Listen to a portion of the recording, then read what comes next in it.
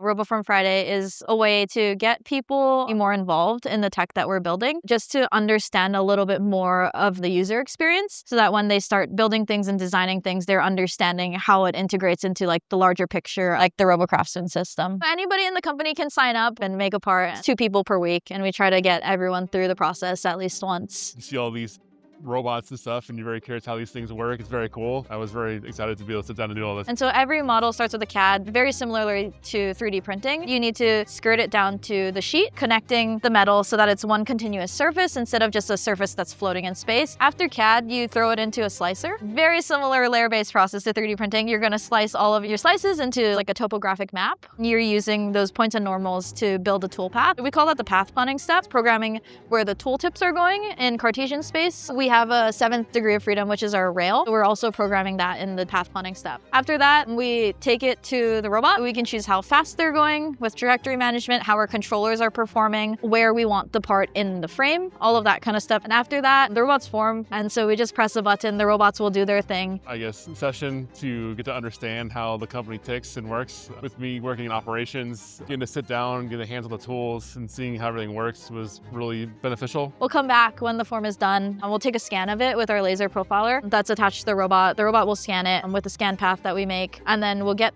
the scan data, and we'll get a lot of onboard data that the robot's collecting. We'll read all that data, make an analysis, make some adjustments, and do it all again. Anyone that's not really touching bits and pieces of what drives this, it connects you that much more with like what's going on here, and not just kind of feeling like an outsider. It's a good way, I think, for the company to feel like a company, in my opinion.